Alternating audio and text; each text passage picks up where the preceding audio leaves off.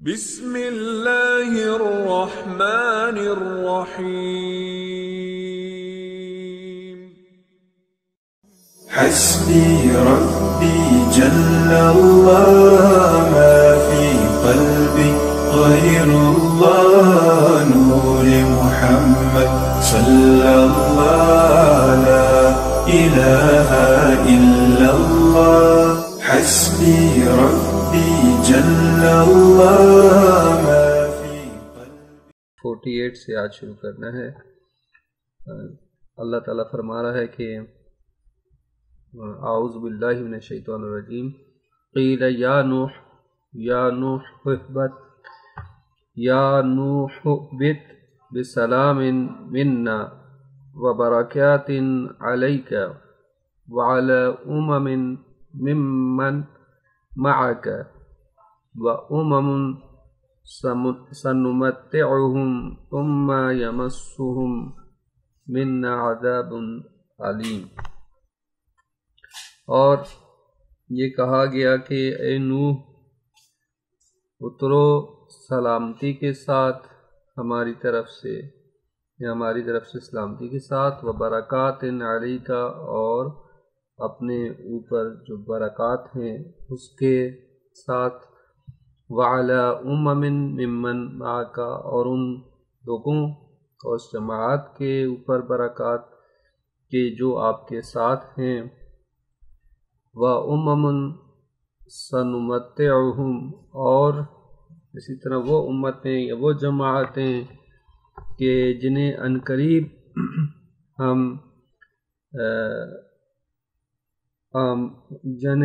عنقریب ہم جو ہے کچھ مدت زندگی کا موقع دیں گے، سنمتعهم یعنی جن کو ہم موقع دیں گے یا انہیں ہم مالا مال کریں گے، ثم یمسهم منا عذاب علیم، پھر انہیں دردناک عذاب آ کے پہنچے گا۔ تو اس آیت میں جیسے گزشتہ آیات گزر چکی، ان گزشتہ آیات کی روشنی میں کہ حضرت نوح علیہ السلام کا تذکرہ اور حضرت نوح علیہ السلام کی تبلیغ اور پھر طوفان نوح کا آنا، ان تمام مراحل کو بیان کیا گیا، اور گزشتہ آیات میں بیان ہوا کہ کس طرح طوفان آیا اور کس طرح حضرت نوح علیہ السلام نے کشتی کو تیار کیا، اور پھر یہ حکم آیا کہ جو ہے وہ آسمان کو کہا گیا کہ رک جاؤ، بارش تھم گئی اور زمین نے پانی نگل لیا، اور پھر آہستہ آہستہ جو ہے وہ زمین اس قابل ہو گئی، اور حضرت نوح علیہ السلام کی کشتی کو جودی پہ جا کے رکی۔ تو اب اللہ تعالیٰ نے حکم دیا کہ اے نوح اتر جا، کشتی سے آپ اتریں، حضرت نوح اور جو ان کے ساتھ جتنے بھی انسان تھے، جانور تھے، جو بھی تھے، اور سلامتی کے ساتھ اور برکات کے ساتھ۔ ایک طرف سے سلامتی ہے کہ اللہ تعالیٰ نے حضرت نوح کو کشتی میں سوار کیا اور کشتی میں ان کو سلامت رکھا، اور ہر طرح کی جو طوفان آیا تھا اس سے بھی بچایا، اور اس کے بعد کی جو مشکلات تھیں اور ان سے بھی بچایا، اور ساتھ ساتھ برکتیں بھی برکات کے ساتھ کی، یعنی اب ظاہری بات ہے وہ زمین اجڑ چکی تھی طوفان نوح کے بعد، ہر طرف جب سیلاب آیا تھا تو فصلیں نہیں تھیں، کچھ بھی نہیں تھا، نئے سرے سے ساری چیزوں کو، زمین کو آباد کرنا تھا، تو لہٰذا یہ برکات تھیں کہ اللہ تعالیٰ نے جو ہے ان کے لیے مقرر کی تاکہ نئے سرے سے زمین کو آباد کر سکیں، فصلیں اگا سکیں، درخت اگا سکیں، اور اسی طرح سے پھل وغیرہ کے دیگر جو ہے وہ سلسلہ، کھیتی باڑی کا سلسلہ شروع ہو سکے۔ اور آپ کے اوپر بھی فرمایا یہ سلامتی اور برکتیں ہیں، اور اسی طرح جو آپ کے ساتھ کشتی میں سوار تھے ان کے لیے بھی یہ برکات اور رحمتیں ہیں۔ اور اللہ تعالیٰ نے جو ہے فرمایا کہ کچھ ایسے لوگ جو آپ کے ساتھ ہیں اور کچھ ایسے گروہ بھی ہیں کہ جن کو ہم کچھ مدت تک سامان زندگی بخشیں گے، سنمتعہم ان قریب، ہم انہیں سامان زندگی بخشیں گے اور پھر ان کے لیے دردناک عذاب ہے۔ اس سے یہ پتہ چلتا ہے کہ بعد میں آنے والے لوگ جو ہیں وہ کیا کریں گے، حضرت نوح کی تعلیمات سے پھر جائیں گے۔ یعنی اگرچہ آپ حضرت نوح کے ساتھ جو لوگ کشتی پہ سوار ہو کے آئے تھے سب ان کو ایمان لانے والے تھے، مومن تھے، لیکن کیا ہوا، کچھ عرصہ گزرنے کے بعد جو آئندہ نسلیں آئیں وہ آہستہ آہستہ وہ پھر دوبارہ گمراہ ہو گئیں، بت پرستی شروع ہو گئی اور لوگ گمراہی کی طرف چلے گئے۔ لہٰذا فرمایا کہ اس کے بعد جو بعض ایسی گروہ بھی ہیں کہ جنہیں ہم کچھ مدت تک سامان زندگی فراہم کریں گے لیکن پھر ان کے لیے دردناک عذاب ہوگا۔ تو پس انسان، حالانکہ یہ وہ لوگ تھے کہ جو طوفان دیکھ کے آئے تھے اور اللہ تعالیٰ نے ان کو بچایا تھا، لیکن اس کے باوجود اس کے بعد جو آنے والے لوگ تھے وہ گمراہ ہو گئے۔ ان کو بھی معلوم تھا کہ ہمارے آباء و اجداد یا ہمارے والدین کس طرح سے جو وہ کشتی میں سوار ہو کے آئے ہیں اور ساری دنیا غرق ہو چکی ہے، تمام لوگ جو وہ اپنے معصیت کی وجہ سے نابود ہو گئے ہیں لیکن پھر دوبارہ اس گمراہی میں آ گئے۔ تو اللہ تعالیٰ نے فرمایا کہ ہم ان کو کچھ برکات، کچھ زندگی کی نعمتیں تو دیں گے لیکن آخرت میں ان کے لیے پھر عذاب علیم، جو دردناک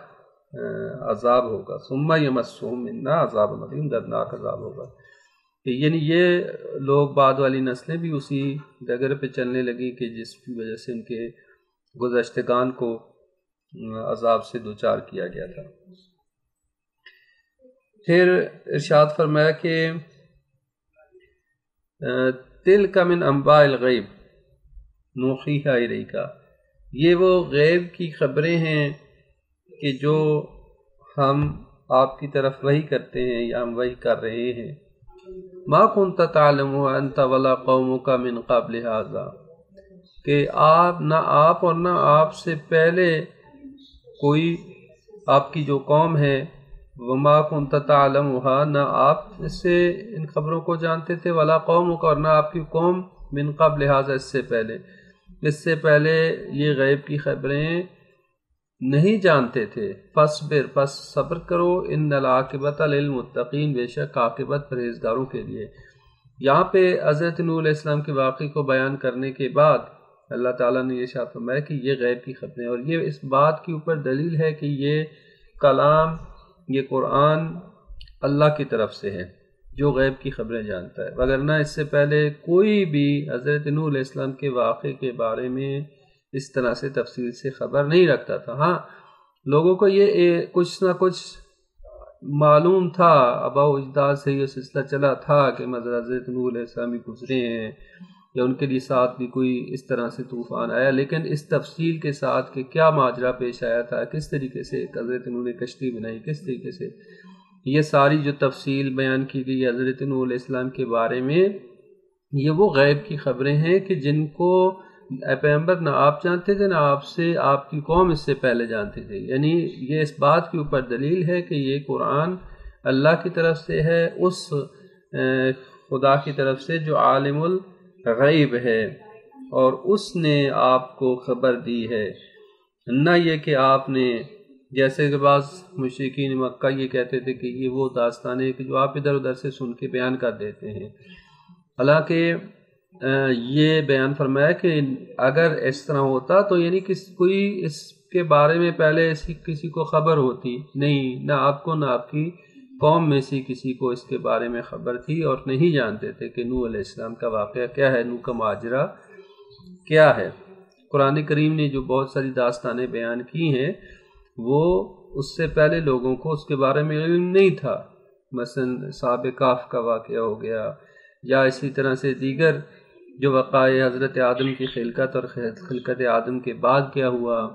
ٹھیک ہے، اور اسی طرح سے باقی انبیاء کے داستانیں جو لوگ جو ہے نہیں جانتے تھے۔ ٹھیک ہے، قصے کہانیاں ادھر ادھر کی لوگوں میں معروف تھیں، اور خصوصاً چونکہ یہ عرب تاجر تھے، مشرکین مکہ تاجر تھے اور زیارت کے جاتے تھے دوسرے علاقوں میں، تو وہاں پہ لوگ جو مختلف کہانیاں قصے ادھر ادھر کی بیان کرتے تھے، افسانے بیان کرتے تھے، ان افسانوں کو آ کے یہاں پہ بیان کرتے تھے مکہ میں، اور لوگ اکٹھے ہوتے تھے اور وہ ان کو داستانیں بیان کرتے تھے۔ تو پھر جب رسول خدا جب اس طرح کی غیب کی خبریں بیان کرتے اور قرآن کا تذکرہ قرآن نے جو بیان کیا ان کو بیان کرتے، تو وہ کہتے کہ یہ بھی وہی داستانیں ہیں، وہی قصے ہیں جو کہ یہ انہوں نے ایک دوسروں سے سن رکھے ہیں، یعنی اپنی جس طرح کی اپنی داستانیں تھیں ان کی، اسی کے ساتھ اس کو قیاس کرتے تھے۔ لیکن اللہ تعالیٰ نے اس کو دو ٹوک انداز سے بیان کیا کہ یہ وہ قصے ہیں اور یہ وہ واقعات ہیں کہ نہ تو آپ اس کے بارے میں خبر رکھتے تھے، نہ آپ کی قوم میں سے کوئی اس سے پہلے خبر رکھتا تھا، اور یہ بات یعنی اس کا مطلب یہ ہے کہ انسانوں میں سے کوئی اس کی خبر نہیں رکھتا تھا، اور بس یہ اللہ تعالیٰ کی طرف سے یہ کلام ہے اور اللہ تعالیٰ کی طرف سے غیب کی خبر ہے، اور اس سے ثابت ہوتا ہے کہ یہ کلام الہی ہے۔ اور پھر اسی لیے فرمایا کہ فاصبر، آپ صبر کریں، یعنی آپ کو جو جھٹلاتے ہیں، آپ کی تکذیب کرتے ہیں کہ یہ قرآن اللہ کی طرف سے نہیں ہے، آپ نے خود گھڑ لی ہے، آپ اس بات پہ صبر کریں، یقیناً جو ہے وہ کامیابی آپ ہی کے لیے، ان العاقبۃ للمتقین، عاقبت یعنی سر انجام یعنی کامیابی متقین کے لیے، اگر وہ تقوی الہی اختیار کریں تو اللہ تعالیٰ ان کو فلاح اور کامرانی سے جو ہے ہمکنار کرے گا۔ اگلی آیت میں اب حضرت ہود علیہ السلام کا تذکرہ ہو رہا ہے، قوم نوح کے بعد جو ہے وہ قوم عاد کی تذکرہ، وَإِلَىٰ عَادٍ أَخَاهُمْ هُودًا، اور عاد کی طرف ان کے بھائی ہود کو بھیجا، قَالَ يَا قَوْمِ اعْبُدُوا اللَّهَ مَا لَكُم مِّنْ إِلَٰهٍ غَيْرُهُ، اس نے کہا اے میری قوم تم سب عبادت کرو اللہ کی، نہیں ہے تمہارے لیے کوئی معبود اس کے سوا، ان انتم الا مفترون، تم نہیں ہو مگر افترا باندھنے والی، یعنی تم افترا باندھتے ہو، جھوٹے بہتان باندھتے ہو۔ اب اس آیت میں حضرت ہود علیہ السلام کے بارے میں ہے کہ قوم عاد کی طرف انہیں بھیجا، اور یہ فرمایا کہ قوم عاد کی طرف ان کے بھائی ہود کو بھیجا، جو انبیاء اسی قوم کے درمیان سے مبعوث ہوئے، ان کے لیے یہ ذکر لفظ آیا اخاہم، یعنی ان کے بھائی، ٹھیک ہے، جیسے حضرت ہود علیہ السلام کے بارے میں ہے، یا صالح کے بارے میں، حضرت صالح کے بارے میں، حضرت شعیب کے بارے میں، کہ خود انہی کی اسی قوم کے درمیان سے ہی ان کو مبعوث کیا، یعنی ان کے آبا و اجداد وہیں پہ تھے، اسی ان کے جو ہے پوری فیملی، ان کا خاندان وہیں پہ تھا، تو اس اعتبار سے یہ کہا کہ یہ انہی کے ہیں، اخاہم یعنی ان کے بھائی، یعنی انہی کے قوم میں سے تھے۔ جو قوم مثلا دوسرے علاقوں سے یا دوسری نسلوں سے انبیاء آئے، مثلا حضرت لوط جو ہے وہ جب اس اپنی قوم کے درمیان سے نہیں تھے، بلکہ ان کو حضرت ابراہیم نے بھیجا تھا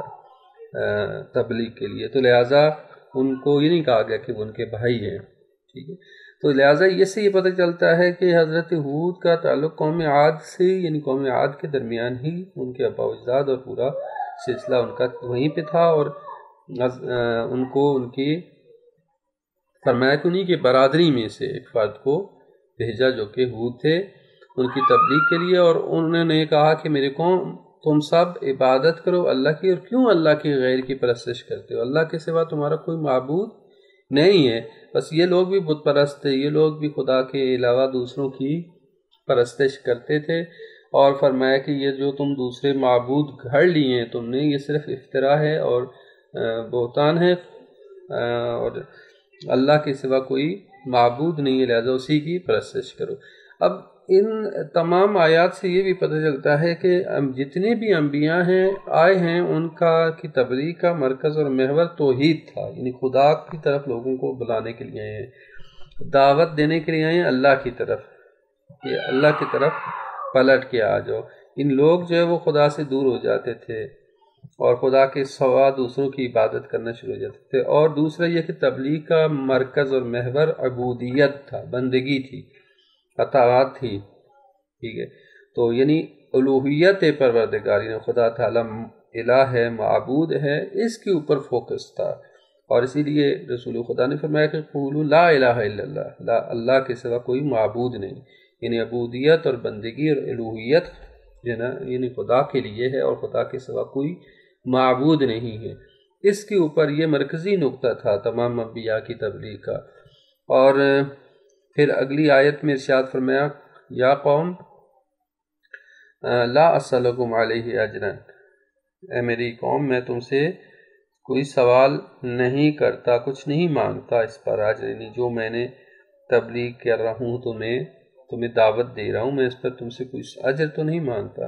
ان اجری الا علی الذی فطرنی، میرا اجر نہیں ہے، میرا اجر مگر اس پر جس نے مجھے خلق کیا، جس نے مجھے پیدا کیا ہے۔ افلا تعقلون، کیا تم عقل سے کام نہیں لیتے؟ یعنی یہ ایک تو حضرت ہود علیہ السلام یہ بیان فرما رہے اپنی قوم سے کہ میں کسی لالچ میں تم نے یہ تبلیغ نہیں کر رہا، یہ کسی لالچ کی بنیاد پہ، نہ کوئی مجھے عہدہ چاہیے، نہ منصب چاہیے، نہ ہی مجھے تم سے کوئی مالی طور پر جو وہ اجر چاہیے کہ اگر میں کسی لالچ میں تمہیں دعوت دے رہا ہوں، ایسا نہیں ہے، بلکہ تمہاری بھلائی کے لیے کر رہا ہوں۔ مجھے اگر کسی نے اجر دینا تو اس نے نہیں دینا ہے جس نے مجھے خلق کیا۔ اب یہاں پہ ایک تو یہ کہ اپنی دعوت کے خلوص کو بیان کر رہے ہیں، دوسری طرف سے ان کو یہ بھی توجہ دلا رہے ہیں کہ دیکھو نہ فقط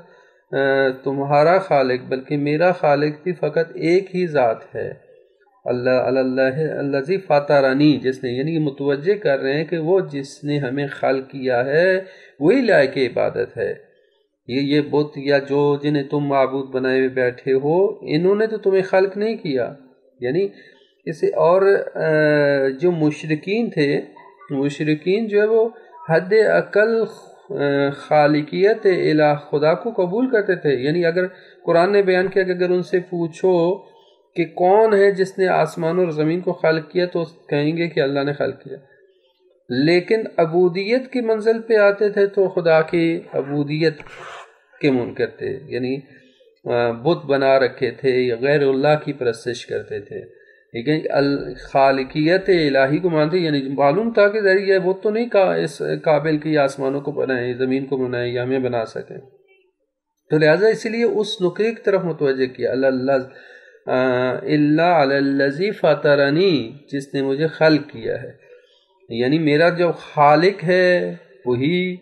جو ہے مجھے اعمال کی جزا دینے والا ہے، اور تمہارے اعمال کی جزا بھی وہی دینے والا ہے، نہ میں تم سے کوئی اجر مانگ رہا ہوں، اور تمہیں بھی چاہیے کہ اسی کی خاطر اعمال بجا لو اور اسی کی بندگی کرو۔ افلا تعقلون، یعنی یہاں پہ عقل سے کام نہیں لیتے، یعنی تمہیں اگر عقل موجود ہے کہ وہ جو تمہارا خالق ہے وہی تمہارا معبود ہے، کوئی اور تمہارا معبود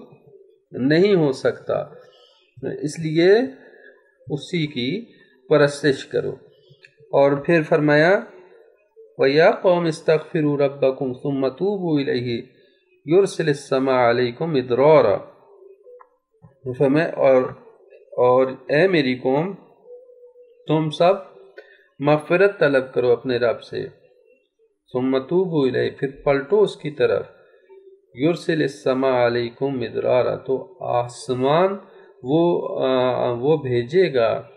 آسمان سے تمہاری اوپر مدرارا، یعنی موسلادھار بارش،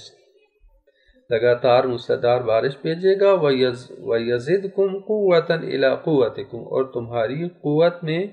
مزید قوت کا اضافہ کر دے گا، تمہیں مزید قدرت دے گا، مزید تمہیں طاقت دے گا، وَلَا تَتَوَلَّوْا مُجْرِمِينَ، اور مجرم بن کر منہ نہ پھیرو۔ پھر یعنی حضرت ہود علیہ السلام اپنی قوم کو تبلیغ کرتے ہوئے ارشاد فرماتے ہیں کہ اپنے رب کے حضور میں مغفرت طلب کرو، معافی مانگو، اور ثم توبوا الیہ، پھر اس کی طرف پلٹو، یعنی جو تم نے خدا کے حضور میں گستاخی کی ہے، خدا کے حضور میں جو گناہ کیے ہیں، خدا کے حضور میں جو تم نے نافرمانیاں کی ہیں، اس پر تمہیں چاہیے کہ اپنے خدا کے سے مغفرت طلب کرو، اور مغفرت طلب کرنے کے ساتھ کیا کرو؟ توبو الیہ، اس کی طرف پلٹو۔ توبہ کا لفظی معنی ہے پلٹنا ہے، یعنی گناہ کے نتیجے میں انسان خدا سے دور ہو جاتا ہے، لہذا خدا سے معافی مانگتا ہے، استغفار کرتا ہے، اور استغفار کر کے پھر اللہ کی طرف واپس آتا ہے، پلٹتا ہے۔ توبہ کے ذریعے سے انسان خدا کی طرف دوبارہ واپس لوٹ کے آتا ہے۔ بس توبہ یعنی بازگشت، پلٹنا، واپس آنا۔ تو لہٰذا یہ فرمایا کہ استغفار کرو، اللہ کے حضور میں معافی مانگو، اپنے رب کے سے مغفرت طلب کرو، پھر اس کے آگے توبہ کرو، یعنی اس کے حضور میں پلٹ کے آ جاؤ تاکہ وہ تمہیں جو ہے وہ تمہارے اوپر نعمتیں نازل کرے۔ اب اس آیت سے یہ بھی پتہ چلتا ہے کہ توبہ اور استغفار انسان کی نعمتوں میں اضافے کا باعث ہے، جبکہ گناہ نعمتوں کے چھن جانے کا باعث ہے۔ یعنی قرآن جیسے بعض روایات میں بھی ہیں کہ بعض ایسے گناہ ہیں کہ جن کی وجہ سے انسان سے نعمتیں چھن جاتی ہیں، ٹھیک ہے۔ دعائے کمیل کے بھی جملے ہیں کہ خدا میں ان گناہوں سے معافی مانگتا ہوں جو نعمتوں کے سلب کرنے کا باعث بنتے ہیں، خدا کی رحمتوں کے سلب کرنے کا باعث بنتے ہیں۔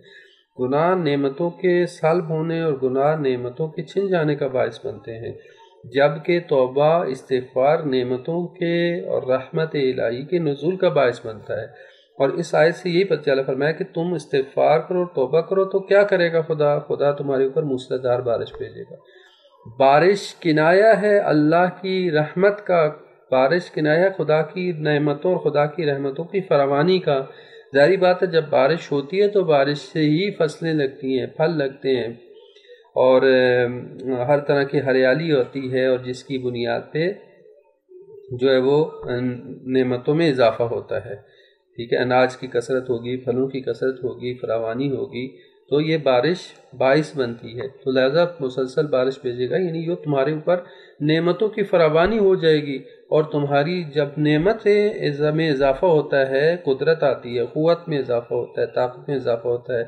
یعنی جیسی بات ہے، جو انسان فقیر ہے وہ ضعیف بھی ہوتا ہے، وہ کمزور بھی ہوتا ہے، ناتوان ہوتا ہے، لیکن جس کے پاس مال آ جاتا ہے، دولت آ جاتی ہے، تو اس کے پاس قدرت بھی آ جاتی ہے، طاقت بھی آتی ہے، لہذا تمہاری قوت میں،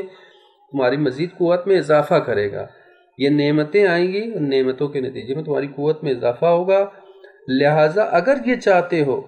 کہ تمہاری نعمتوں میں اضافہ ہو، اگر یہ چاہتے ہو کہ اللہ تعالیٰ تمہارے پر بارشیں نازل کرے اور تمہیں رزق کی فراوانی عطا ہو، تمہیں قوت ملے، تو چاہیے کہ اللہ کے حضور میں آؤ، استغفار کرو اور توبہ کرو،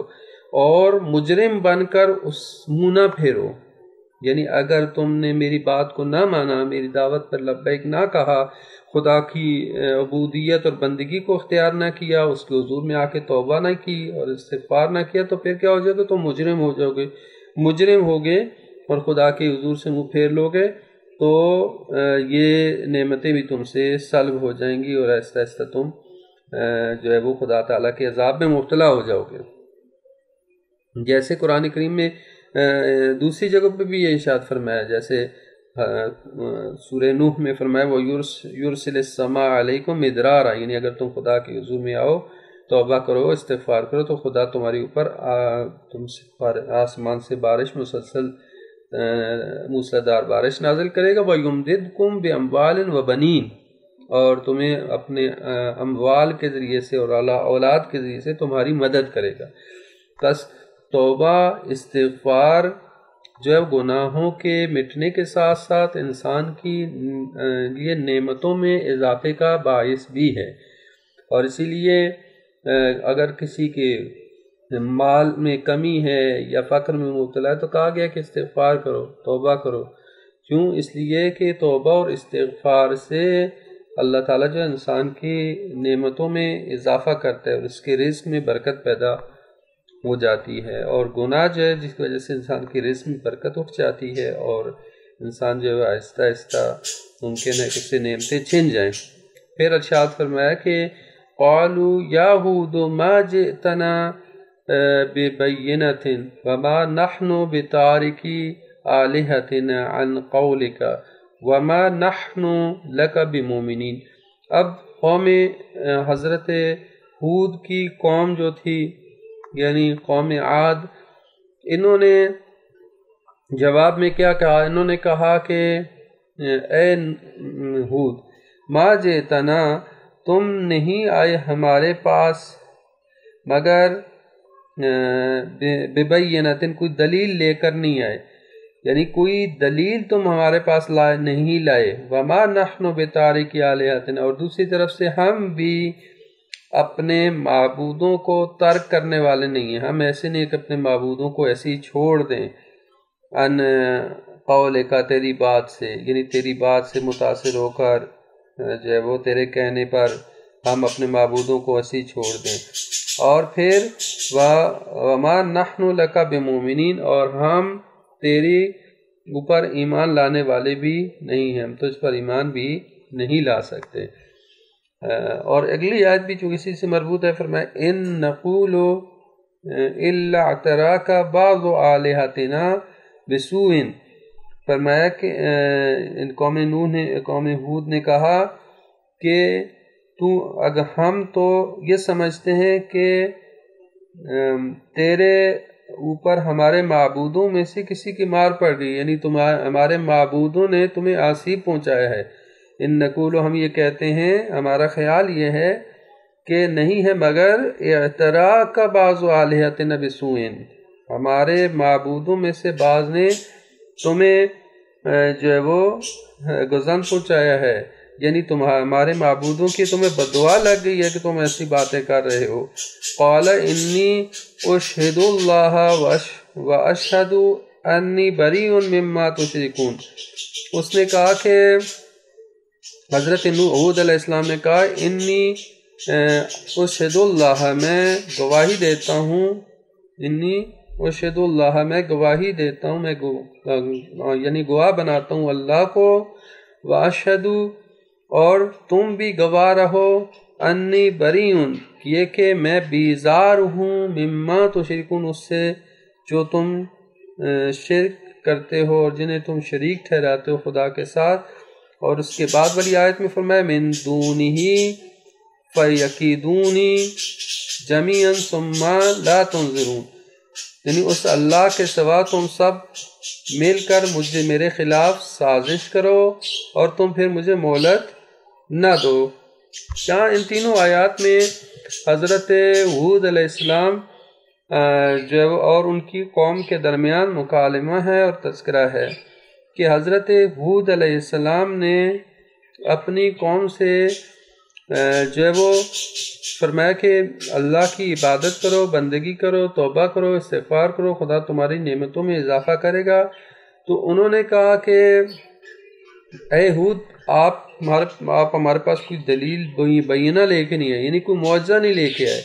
ہمیں کوئی پہلے تو معجزہ نہیں آپ لے کے آئے، ٹھیک ہے، اور آپ یہ سمجھ رہے ہیں کہ ہم آپ کی بات ایسی مان لیں۔ دوسرا یہ کہ یہ جو ہمارے معبود ہیں ان کو ہم آپ کی اس طرح بات میں آ کر ہم ان کو ایسے ہی چھوڑنے والے تھوڑی ہیں، ہم اس طرح سے اپنے معبودوں کو نہیں چھوڑنے والے، اور ہم آپ پر ایمان بھی نہیں رکھتے، ہم نہیں سمجھتے کہ آپ اللہ کی طرف سے فرشتے ہیں اور یہ اللہ کی طرف سے نبی ہیں۔ اور بینہ سے مراد تو یہ کہتے تھے کہ آپ، یا جیسے کہ دیگر انبیاء کی جو قومیں تھیں جس طرح کہتی تھیں کہ اگر آپ اللہ کے نبی ہیں تو آپ کے ساتھ فرشتہ کیوں نہیں آیا، یا اللہ نے انسانوں میں سے کیوں نبی بھیجا، کوئی فرشتے کو کیوں نہیں بھیجا، یا آپ کے پاس خزانوں کی چابیاں کیوں نہیں ہیں۔ یہ طرح طرح کے اس طرح کی باتیں کرتے تھے کہ جس سے جو ہے وہ بہانے بناتے تھے، یعنی بینہ لے کے آئیں، یعنی ایسی دلیل لے کے آئیں کہ جس سے ہم کانے ہو جائیں اور کوئی معجزہ ایسے دکھا دیں اور اس طرح کی باتیں۔ تو اللہ کے یہ بہانے تھے، انبیاء نے معجزات بھی دکھائے لیکن پھر بھی ایمان نہیں لاتے تھے، تو لہٰذا یہ کہنے لگے کہ ہم یہ جو ہمارے معبود ہیں، ہم آپ کے اس کہنے سے صرف ہم ان کو ترک نہیں کرنے والے۔ اور پھر یہ کہنے لگے کہ ہم تو یہ سمجھتے ہیں کہ یہ جو ہمارے معبود ہیں انہوں نے آپ کے اوپر کوئی اثر کر دیا ہے، یعنی چونکہ آپ جو ان کے خلاف باتیں کرتے ہیں، آپ ان کے مخالف ہیں، تو شاید جو ہے ان معبودوں نے آپ کے اوپر کوئی اثر کر دیا ہے اور یہ ان کا آپ ان آسیب زدہ ہو گئے ہیں، اسی لیے آپ نامربوط باتیں کریں، یعنی ان کی اندر یہ باتیں تھی، یعنی جو بھی ان کے معبودوں کی توہین کرتا تھا یا جو ان کے معبودوں کی بات کے خلاف بات کرتا تھا، ان کے خلاف سوچتا تھا، تو وہ کہتے تھے کہ یہ جو ہے ہمارے معبود جو ہے اسے نقصان پہنچاتے ہیں، اور ہمارے معبود جو ہے ان پر وہ آصیب زدہ ہو جاتا ہے، وہ دیوانہ ہو جاتا ہے. یعنی یہ اس طرح کی طرح کی ان کے اندر جو رسومات اور اس طرح کی باتیں مشہور تھیں، اور جس کی وجہ سے وہ اپنے معبودوں کے سامنے جھکتے تھے اور عبادت کرتے تھے اور پرستش کرتے تھے. تو حضرت ہود علیہ السلام کو بھی یہ کہنے لگے کہ آپ جو بہکی باتیں کر رہے ہیں نعوذ باللہ، تو ہمیں تو ایسا لگتا ہے کہ ہمارے معبودوں نے آپ کو آصیب زدہ کر دیا اور ان کی بد دعا آپ کو لگ گئی ہے. تو حضرت ہود علیہ السلام بہرحال ان کی اس طرح کی جاہلانہ باتیں اور جاہلانہ سوچ، یہ باتیں سننے کے بعد یہ فرماتے کہ میں اللہ کو گواہ بنا کر یہ کہتا ہوں کہ میں تمہارے معبودوں سے بیزار ہوں. تم کیا سمجھتے ہو تم اپنے معبودوں؟ میں تمہارے معبودوں سے بیزار ہوں. تم سب مل کر بھی میرے خلاف کچھ نہیں کر سکتے. تم اپنے معبودوں کو لے آؤ، ان تمام اب خود سارے مل جاؤ، تو جب تک اللہ نہ چاہے گا تم میرا بال بھی بیکا نہیں کر سکتے کہ میں تمہارے معبودوں سے بیزار ہوں اور تم سب مل کر بھی میرے خلاف کچھ نہیں کر سکتے. اس لیے فرمایا فَيَكِيدُونِ، پس آؤ مجھے اگر تم سمجھتے ہو نا تمہارے معبود مجھے کوئی غضن اور نقصان پہنچا سکتے ہیں، تو آؤ میرے خلاف چال چلو. فَيَكِيدُونِ، اللہ کے سوا، یعنی اللہ تعالیٰ کے سوا اگر تم اپنے معبودوں کو لے کے آ سکتے ہو تو لے آؤ، سب معبودوں کو لے آؤ اور میرے خلاف چال چلو. کوئی چال نہیں چل سکو گے من دونی، یعنی اس اللہ کے سوا. فَيَكِيدُونِ جَمِيعًا، تم سب کے سب مل کر اپنے معبودوں کے ساتھ مل کر میرے خلاف چال چلو، مجھے کوئی پرواہ نہیں ہے. ثُمَّ لَا تُنظِرُونَ، اور مجھے مہلت بھی نہ دو. یعنی یہ وہ ایمان ہے اور وہ یہ توکل اور اتنا اللہ تعالیٰ کے اوپر پختہ ایمان ہے کہ جب تک اللہ نہ چاہے کوئی دنیا کی طاقت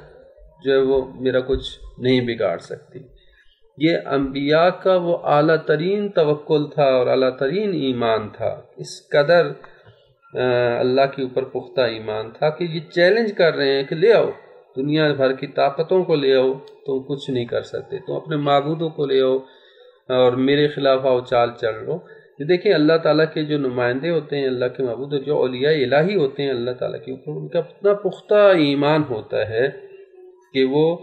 اس چیز کو درک کرتے ہیں کہ اس کائنات میں جو طاقت ہے،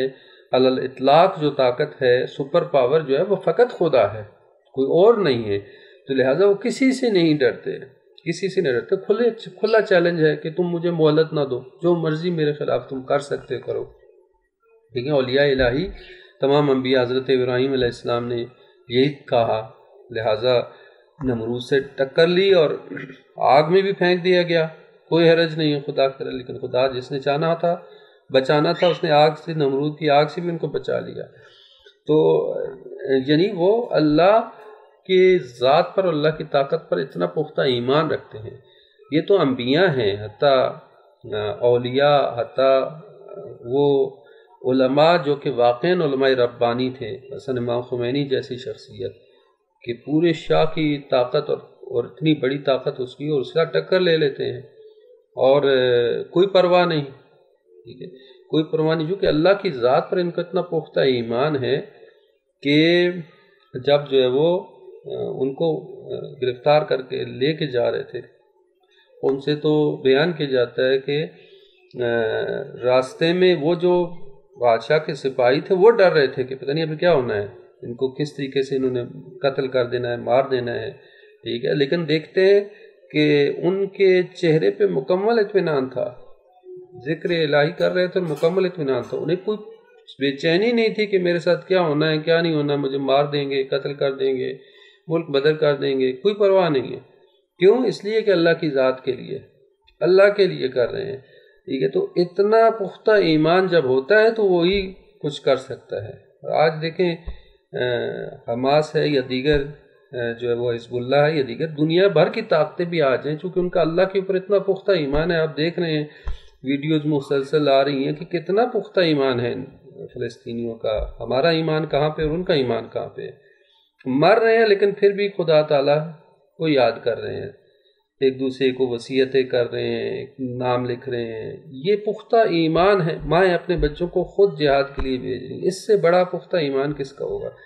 واقعاً اللہ تعالیٰ میں دکھا رہا ہے کہ تم کس ایمان کے درجے پہ اور وہ کس ایمان کے درجے پہ ہیں. یہ عام لوگ ہیں. تو اسی طرح سے اولیاء الہی، اسی طرح انبیاء الہی کا ایمان کس قدر بلند ہوتا ہے. تو حضرت ہود علیہ السلام فرما رہے کہ تم لے آؤ سب کو، ٹھیک ہے، اور مجھے ذرا بھی مہلت نہ دو. کیوں؟ اللہ کے اوپر اتنا پختہ ایمان ہے کہ اللہ نہ چاہے تو دنیا کی طاقتیں بھی جمع ہو جائیں تو مجھے کوئی نقصان نہیں پہنچا سکتی. اور اگر اللہ کو منظور یہی ہوا کہ اس نے میری آزمائش کرنی ہے یا مجھے مشکل میں ڈالنا ہے تو بھی کوئی پرواہ نہیں ہے. میں خدا کی خاطر، خدا کے راستے میں ہر طرح کی آزمائش اور مصیبت کے لیے تیار ہوں. یہ وہ پختہ ایمان ہے کہ جو انبیاء الہی جس منزل پہ فائز تھے اور جس منزل پہ ان کا پختہ ایمان موجود تھا. پھر آگے یہ ارشاد فرمایا کہ انی توکلت علی اللہ ربی و ربکم، یعنی میں نے اللہ پر توکل کیا جو کہ میرا بھی رب ہے اور تمہارا بھی رب ہے. وما من دابۃ الا وآخذ بناصیتها، اور نہیں ہے کوئی بھی جاندار مگر یہ کہ وہ اس کی نہیں، کوئی جاندار ایسا نہیں کہ جس کی چوٹی اس کے ہاتھ میں نہ ہو، یعنی وہ اس کی گرفت میں ہے. ہر ایک کوئی بھی ایسا جاندار نہیں ہے کہ جو اس کی گرفت میں نہ ہو. ان ربی علی صراط مستقیم، بے شک میرا رب ہی سیدھی راستے پر ہے. یہاں توکل، اسی توکل اور اسی بھروسے کو بیان کیا جو گزشتہ آیت سے مربوط ہے کہ حضرت ہود علیہ السلام نے بیان، میں اپنے رب پر توکل کرتا ہوں، وہی میرا رب ہے اور کوئی بھی جاندار ایسا نہیں ہے کہ مگر یہ کہ وہ اس کی گرفت سے باہر نہیں ہے. یعنی خدا تعالیٰ جس کو چاہے جہاں چاہے پکڑ سکتا ہے اور وہ کوئی بھی اس کی گرفت سے باہر نہیں ہے. یعنی قدرت علی الاطلاق، یعنی اس کائنات میں اگر کوئی قدرت مطلق ہے تو وہ خدا ہے. یعنی دنیا میں جتنی بھی طاقتیں ہیں ان طاقتوں کی لمٹ ہے، ایک لمٹ تک ہے. کوئی کتنا بھی قدرت مند ہو، کتنا بھی طاقت اللہ والا ہو، اس کی ایک لمٹ ہے. لیکن خدا کی طاقت کی کوئی لمٹ نہیں ہے، جس کو کہا جاتا ہے قدرت مطلق. قدرت مطلق جو ہے، جس کو ہم کہہ سکتے ہیں سپر پاور، وہ خدا تعالیٰ کی ذات ہی ہے اور ہر چیز اس کی گرفت میں ہے. کوئی اس کی گرفت سے خارج نہیں، کوئی بھی جاندار ہے اس کی گرفت سے خارج نہیں، باہر نہیں ہے. اور میرا پروردگار ہی، یعنی وہ راستہ پروردگار کا راستہ ہی مستقیم راستہ، اور اسی کی طرف جو ہے ہم نے جانا ہے. پھر آگے ارشاد فرمایا فَإِن تَوَلَّوْا فَقَدْ أَبْلَغْتُكُمْ مَا أُرْسِلْتُ بِهِ إِلَيْكُمْ وَيَسْتَخْلِفُ رَبِّي قَوْمًا غَيْرَكُمْ وَلَا تَضُرُّونَهُ شَيْئًا إِنَّ رَبِّي عَلَى كُلِّ شَيْءٍ حَفِيظٌ. فرمایا فَإِن تَوَلَّوْا، پھر پس اگر انہوں نے فَإِن تَوَلَّوْا، پس اگر تم منہ پھیرتے ہو تو پھیر لو. فقط ابلغتکم، تو بالتحقیق میں نے جو اپنا پیغام تم تک پہنچا دیا، جو پیغام دے کر میں تمہارے پاس بھیجا گیا ہوں وہ تو میں نے تم کو پہنچا چکا ہوں. اور اب میرا رب تمہاری جگہ دوسری قوم کو اٹھائے گا. یعنی اگر تم ایمان نہیں لاتے تو یستخلف ربی قوما غیرکم، میرا رب جو ہے وہ تمہارے جگہ دوسری قوم کو لے کے آ جائے گا. ولا تضرونہ شیئا، اور تم ذرا برابر بھی اسے نقصان نہیں پہنچا سکتے، ضرر نہیں دے سکتے. ان ربی علی کل شیء حفیظ، میرا رب جو ہے وہ ہر چیز کی حفاظت کرنے والا ہے اور نگران ہے. تو اس آیت میں یہ ارشاد فرمایا کہ اللہ تعالیٰ کی طرف سے جب حجت تمام ہوگی اور اللہ تعالیٰ نے تمہاری اوپر دلیل بھیج دی ہے، تمہیں نبی بھیج دی ہے، پیغام میں نے پہنچا دیا، اب تمہاری مرضی ہے قبول کرو یا نہ کرو. کیونکہ اللہ تعالیٰ کے دین میں جیسے فرمایا کہ لا اکراہ فی الدین، تو لا اکراہ فی الدین کا مطلب یہ ہے کہ زبردستی نہیں ہے، جبر نہیں ہے. کوئی دین کو قبول کرے یا نہ کرے اس کے اختیار ہے، انسان کو اللہ تعالیٰ نے اختیار دیا ہے۔ تو یہاں فرمایا کہ جب حجت تمام ہوگی، میں نے اپنا پیغام پہنچا دیا، ابلغتکم، میں نے اپنا پیغام پہنچا دیا، ما ارسلت بہ الیکم، جس پیغام کے ساتھ مجھے تمہاری طرف بھیجا گیا تھا، میری رسالت مکمل ہو گئی۔ تم اگر منہ پھیرتے ہو تو پھیرو، نقصان مجھے نہیں ہونا، نہ میرے خدا کو نقصان ہونا، نہ تم مجھے ضرر پہنچا سکتے ہو، نہ میرے خدا کو ضرر پہنچا سکتے ہو۔ اگر ضرر پہنچے گا تو خود تمہیں پہنچے گا، اور خدا کی طرف سے اور خدا کے ہاں کسی انسانوں کی یا اس کے بندوں کی کوئی کمی نہیں ہے۔ فرمایا یستخلف ربی قوما غیرکم، وہ تمہیں اٹھا دے گا، تمہیں نابود کر دے گا اور تمہاری جگہ دوسری قوم کو لے آئے گا۔ ٹھیک ہے، اگر تم میری بات نہیں مانتے تو نہ مانو، خدا تعالیٰ تمہیں کیا کرے گا؟ اٹھا دے گا۔ یستخلف قوم ربی، میرا رب جو ہے وہ تمہاری جگہ جانشین بنا دے گا، قوما غیرکم، تمہارے علاوہ دوسری قوم کو لے آئے گا، تمہیں نابود کر دے گا، دوسری قوم کو پیدا کر دے گا۔ خدا کی طاقت میں اور خدا کی قدرت میں کوئی کمی نہیں ہے، ایسا نہیں ہو سکتا۔ فرمایا ولا تضرون، تم تو خدا کو کوئی ضرر نہیں پہنچا سکتے، تم مخالفت کرو گے تو تمہاری مخالفت سے خدا کو کوئی ضرر پہنچے گا نہیں، تو نہ تمہاری اطاعت سے اسے کوئی فائدہ ہوتا ہے، نہ اس کی تمہاری مخالفت سے کوئی اسے ضرر پہنچ سکتا ہے۔ اگر تم اطاعت کرو گے تمہارا فائدہ، اگر تم مخالفت کرو گے تو تمہیں ہی ضرر ہوگا، اسے کوئی ضرر نہیں ہوگا۔ ان ربی علی کل شیء حفیظ، میرا پروردگار تو ہر چیز کے اوپر محافظ ہے، اور ہر چیز اس کے قبضے قدرت میں ہے، کوئی چیز جو ہے وہ اس سے جدا ہونے والی، یعنی کوئی اس کو ضرر نہیں پہنچا سکتا، اور کوئی جو ہے وہ ایسا نہیں کہہ سکتا کہ میں خدا تعالیٰ کی اگر میں نے اس کی مخالفت کری تو اسے کوئی ضرر پہنچ جائے گا، اس کی قدرت میں کوئی کمی آ جائے گی۔ نہیں، ایسا نہیں ہے، اس کی قدرت میں، اس کی خدائی میں کوئی کمی آنے والی نہیں ہے۔ یہ ایک بہترین نصیحت ہے کہ اگر اللہ کے حضور میں ہم توبہ کرتے ہیں، استغفار کرتے ہیں، خدا کی اطاعت کرتے ہیں، اس کی بندگی کرتے ہیں تو ہمارے لیے ہی فائدہ ہے۔ اگر ہم جو ہے اس کی مخالفت کرتے تو ہمارے لیے نقصان ہے، خدا کو نہ کوئی نقصان نہیں ہوگا۔ اس لیے اللہ تعالیٰ نے انبیاء کو بھیجا اور بغیر کسی لالچ کے ہماری جو ہدایت کے لیے آئے ہیں، تاکہ ہم ہدایت پا جائیں، تاکہ ہمارے لیے فائدہ ہو۔ خدا ہمیں فائدہ پہنچانا چاہتا ہے۔ اور پھر ارشاد فرمایا کہ وَلَمَّا جَاءَ أَمْرُنَا نَجَّيْنَا هُودًا، اور جب ہماری طرف سے جاء امرنا، جب ہمارا امر آ گیا تو نجینا ہودن، ہم نے نجات دی ہود کو، اور والذین آمنوا معه، اور جو اس کے ساتھ تھے، جو ایمان لائے تھے ان کے ساتھ، برحمت منا، اپنی رحمت سے، یعنی اپنی رحمت سے ہم نے نجات دے دی، ونجیناهم من عذاب غلیظ، اور ہم نے انہیں بہت ہی سخت عذاب سے نجات دی۔ بس اس کا مطلب حضرت ہود علیہ السلام پر حجت تمام کر دی کہ اگر تم میری بات نہیں مانو گے تو تم پر عذاب آئے گا، اور اللہ تعالیٰ تمہاری جگہ دوسری قوم کو لے آئے گا۔ اب اس کے بعد کیا ہوا؟ فرمایا کہ اس کے بعد اللہ کی طرف سے ان پر عذاب آیا۔ اب قوم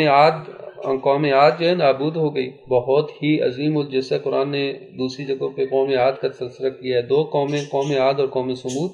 بہت ہی جو ہے وہ اپنے حساب سے بڑی مضبوط قومیں تھیں، طاقت کے اعتبار سے، قدرت کے اعتبار سے، مال کی فراوانی کے اعتبار سے، جثے کے اعتبار سے، بدن، یعنی ان کی طاقت بہت بڑی تھی، یعنی حتیٰ پہاڑوں کو کھود کر گھر بناتے تھے، بڑی بڑی چٹانیں اٹھا سکتے تھے، بڑے قد کے مالک تھے، بڑی طاقت تھی ان کے پاس۔ قرآن نے بیان کیا کہ یہ ان قوموں کو جو اللہ نے نابود کیا، انہیں جو طاقت اور جو قدرت دی گئی تھی اس کے تمہیں اس کا عشر عشیر بھی نہیں دیا گیا، اس کا 10واں حصہ بھی نہیں دیا گیا۔ ٹھیک ہے کہ تو یعنی یہ اللہ تعالیٰ نے بیان فرمایا کہ تم جو آخری امت ہو، اللہ تعالیٰ نے تمہیں اس کا عشر عشیر بھی نہیں دیا جتنی طاقت اور قدرت انہیں دی گئی تھی۔ بڑی جسہ، بڑا قد ان تھا، بڑی طاقت تھی، بڑے مضبوط لوگ تھے، لیکن اللہ تعالیٰ کی مخالفت کی، انہوں نے نافرمانی کی۔ قوم عاد کو، اسی طرح قوم سمود کو اللہ تعالیٰ نے غرق کیا، نابود کر دیا۔ تو فرمایا کہ جب اللہ کی طرف سے امر آ گیا، یعنی اللہ تعالیٰ سے ہلاکت کا اور ان کی تباہی کا حکم آ گیا، تو ہم نے ہود اور ان کے ساتھ جو ایمان لائے تھے کچھ افراد، ان کو نجات دے دی اپنی رحمت کے ذریعے سے، اور باقی جتنے تھے ان کو تباہ کر دیا۔ وَنَجَّيْنَاهُم مِّنْ عَذَابٍ غَلِيظٍ، اور ان لوگوں کو ہم نے اس دردناک اور سخت عذاب سے نجات دے دی۔ پھر ارشاد فرمایا وَتِلْكَ عَادٌ جَحَدُوا بِآيَاتِ رَبِّهِمْ، فرمایا یہ عاد تھی، یہ قوم عاد تھی کہ جنہوں نے اپنے رب کی آیات کا انکار کیا، وَعَصَوْا رُسُلَهُ، اور اس کے رسولوں کی نافرمانی کی، وَاتَّبَعُوا أَمْرَ كُلِّ جَبَّارٍ عَنِيدٍ، اور انہوں نے پیروی کی ہر جبر کرنے والے اور عناد کرنے والے دشمن کی پیروی کی، یعنی اپنے رب کی مخالفت کی، اپنے رب کی آیات کا انکار کر دیا، اس کے رسولوں کی نافرمانی کی، اور اس کی وجہ وہ ہر دشمن اور جبار یعنی ظالم لوگوں اور دشمنوں کی، جو خدا کے دشمن تھے، ان کی پیروی کرتے رہے۔ ٹھیک ہے، تو ایسے کافر، فاسق، فاجر اور ظالم افراد کی پیروی کر کے انہوں نے اپنے آپ کو نابود کر دیا، خدا کی جو ہے وہ پیروی نہیں کی، اس کے رسولوں کی نافرمانی کی، خدا کی آیات کا انکار کیا، اور نتیجہ یہ ہوا کہ وہ غرق ہو گئے۔ پھر ارشاد فرمایا وَأُتْبِعُوا فِي هَٰذِهِ الدُّنْيَا لَعْنَةً وَيَوْمَ الْقِيَامَةِ، اور یہ جو قوم عاد تھی آخرکار اس دنیا میں بھی ان پر پھٹکار پڑی اور لعنت پڑی، وَأُتْبِعُوا، اور ان کے پیچھے لگ گئی اسی دنیا میں لعنت ہو گئی، وَيَوْمَ الْقِيَامَةِ، اور قیامت کے دن بھی ان کے لیے لعنت ہے۔ الا، آگاہ ہو جاؤ، ان عادن کفروا ربہم، عاد نے، بے شک قوم عاد نے اپنے رب کا کفر کیا۔ الا بعدا لعاد قوم ہود، آگاہ ہو جاؤ کہ بعدن یعنی کہ لعنت ہے، دوری ہے قوم عاد کے لیے جو کہ قوم ہود تھی، عاد کے لیے جو کہ قوم ہود تھی، ہود کی قوم عاد کے لیے اللہ کی طرف سے دوری اور بعد ہے۔ تو یہاں پہ قوم عاد کا تذکرہ ختم ہوتا ہے کہ اللہ تعالیٰ نے فرمایا کہ ان کے لیے لعنت ہے، اور اللہ تعالیٰ نے ان کو جو ہے وہ دھتکار دیا اور نابود کر دیا، چونکہ یہ لوگ جو ہے وہ ایمان نہیں لے کے آئے اور اللہ کی آیات کا انکار کیا، اور اپنے اس کے رسولوں کی نافرمانی کی، معصیت کی، جس کے نتیجے میں اس قوم کو اللہ تعالیٰ نے تباہ کر دیا، اور سوائے حضرت ہود علیہ السلام اور ان کے پر ایمان لانے والوں کے باقی سب لوگ تباہ ہو گئے، اور ان کے لیے اللہ نے دنیا اور آخرت دونوں میں لعنت رکھ دی۔ تو یہاں پہ قوم عاد کی 3 خصلتوں کا تذکرہ ہوا ان آیات میں، کہ ایک تو یہ کہ اللہ کی نشانیوں کا انہوں نے انکار کیا، یعنی حضرت ہود علیہ السلام معجزے بھی لے کے آئے، قوم عاد کے لیے معجزے دکھائے، لیکن وہ ایمان نہ لے کے آئے۔ دوسرا، اس قوم نے رسولوں کی نافرمانی کی، عصوا رسلہ، یعنی جو رسول پیغام لے کے آئے تھے اس کی نافرمانی کی۔ اور تیسرا یہ فرمایا کہ انہوں نے اس قوم نے اللہ کی نمائندگی کی نافرمانی کرتے ہوئے سرکشوں کی پیروی کی، وَاتَّبَعُوا كُلَّ امر کل جبار، سرکشوں اور ظالم اور جو رسولوں کے مقابلے میں آئے تھے ان کی پیروی کی، اور جس کا نتیجہ یہ ہوا کہ اللہ تعالیٰ نے کی رحمت سے دور ہو گئے، بیگانے ہو گئے۔ بعداً، اللہ نے فرمایا کہ ان کے لیے بعد ہے، بہت بعید ہے، یعنی اللہ کی رحمت سے بہت دور ہو گئے، کہ ان کی رحمت، اللہ کی رحمت اتنی وسیع ہے، لیکن اس کے باوجود اللہ کی رحمت ان کے شامل حال نہ ہو سکی۔ کس کی وجہ سے؟ ان کی دور ہونے کی وجہ سے۔ الا بعداً، یعنی بعد ہے، بہت دوری ہے، بہت دور ہو گئے اللہ کی رحمت سے، کہ دنیا اور آخرت دونوں میں ان کے لیے ہلاکت ہو گئی، کہ لعنت ہو گئی۔ لعنت کا مستحق قرار پہ دنیا میں بھی اور آخرت میں بھی، اور آخرت میں بھی اللہ تعالیٰ کے شدید عذاب میں مبتلا ہوں گے۔ دنیا میں انہیں عذاب ہوا، آخرت میں بھی ان کے لیے عذاب ہے۔ تو یہ سخت سر انجام تھا قوم عاد کا، اور یہ اللہ تعالیٰ مختلف انبیاء کے قصے اور مختلف گزشتہ قوموں کا جو تذکرہ فرماتا ہے عبرت کے لیے، کہ یہ قومیں جنہوں نے انبیاء کی بات کو فالو نہیں کیا، پیروی نہیں کی اور نافرمانیاں کی، معصیتیں کیں اور ان کی باتوں پہ عمل پیرا نہیں ہوئے، تو جس کے نتیجے میں ان کو ہلاکت کا سامنا کرنا پڑا۔ تو لہٰذا یہ عبرت ہے ہمارے لیے کہ ہم جو اپنے نبی کی کاملاً اتباع کریں، پیروی کریں اور خدا تعالیٰ کی آیات کو سمجھتے ان پر عمل پیرا ہوں۔ اللہ تعالیٰ ہمیں دنیا اور آخرت میں سعادت عطا فرمائے اور ہمیں قرآن کریم کو سمجھنے اور عمل پیرا ہونے اور رسول خدا صلی اللہ علیہ وآلہ وسلم کی پیروی کرنے کی اور حقیقی مسلمان اور مومن بننے کی توفیق عطا فرمائے۔